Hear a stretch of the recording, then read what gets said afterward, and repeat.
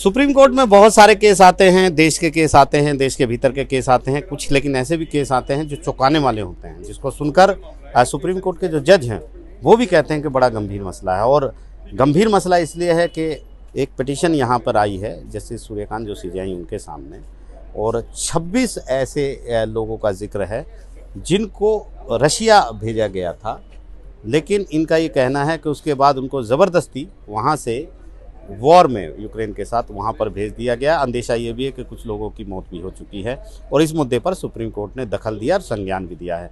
हमारे साथ वकील हैं दोनों, अध्ययन और ऋत्विक। आप हमें बताइए किस तरीके से क्या ये पूरा मामला है। भारत देश के 26 ऐसे नागरिक हैं जिन्होंने सुप्रीम कोर्ट में आज रिट पिटीशन लगाई है।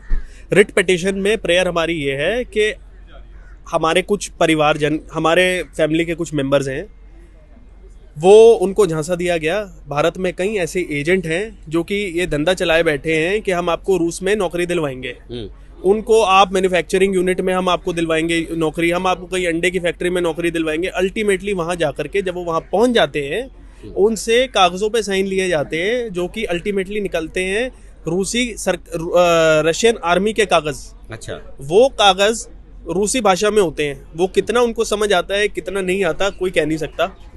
अल्टीमेटली उनका पासपोर्ट कन्फिस्केट होता है, उनको वॉर जोन में भेजा जाता है। वॉर जोन में 2 देशों की जंग है जहां पर इन लोगों को कोई फॉर्मल ट्रेनिंग नहीं है आर्मी की, कमाने खाने वाले लोग हैं। स्टूडेंट वीज़ा पर रूस घूमने गए हैं, कुछ लोग तो रूस टूरिस्ट वीज़ा पे भी गए हैं, टूरिस्ट वीज़ा पे गए हैं, स्टूडेंट वीज़ा पे गए हैं, कॉलेज के पढ़ने वाले लड़के हैं।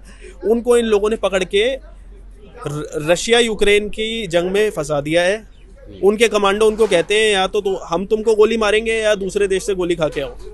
ये जो इन्फॉर्मेशन है काफ़ी गंभीर है जो आप कह रहे हैं, ये कहाँ से आप लोगों के पास आई? जब तक इन लोगों के मोबाइल में सिग्नल रहते हैं तब तक इन्होंने अपने परिवारजनों को मोबाइल से अपने वीडियो बना बना करके भेजे। कॉन्ट्रैक्ट भी भेजे हैं, रूसी भाषा में जो कॉन्ट्रैक्ट करे हैं वो भी भेजे हैं। वो अपने परिवारजनों से उन्होंने मदद की गुहार लगाई है कि भाई भारत सरकार के आगे ये मुद्दा उठाओ। भारत सरकार ने कुछ करा नहीं। 250-300 हम चिट्ठियां, लेटर, ईमेल हम भारत सरकार को लिख चुके हैं। भारत सरकार ने कुछ कदम उठाया नहीं। आज हम सुप्रीम कोर्ट के सामने खड़े हैं। सुप्रीम कोर्ट ने क्या एक्शन किया है? सुप्रीम कोर्ट ने इमीडिएटली नोटिस करा, 2 हफ्ते में रिटर्नेबल नोटिस है। 2 हफ्ते बाद ये मैटर दोबारा सुप्रीम कोर्ट में लगेगा, चीफ जस्टिस की कोर्ट में, कोर्ट नंबर 1 में। कुछ ऑब्जर्वेशन भी मैं सुन रहा था, वो चीफ जस्टिस बोल रहे थे बड़ा गंभीर विषय है इसकी आगे। नहीं, उनका गंभीरता दिखती है क्योंकि इमीडिएटली उन्होंने इशू करा नोटिस।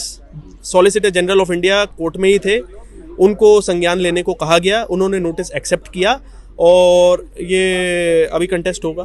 जी बिल्कुल। और ये लोग जो गए हैं क्या वो अभी भी परिवार के संपर्क में? बिल्कुल कोई संपर्क में नहीं है, 6-7 महीने से बात नहीं हुई। गंभीर विषय है और एक गंभीर मामला भी है ये, और इसमें उम्मीद की जानी चाहिए कि जो वहाँ पर गए हैं वो सही सलामत लोग यहाँ पर अपने परिवार वालों के साथ जुड़ जाएं। नई दिल्ली से आशीष भार्गव, NDTV इंडिया।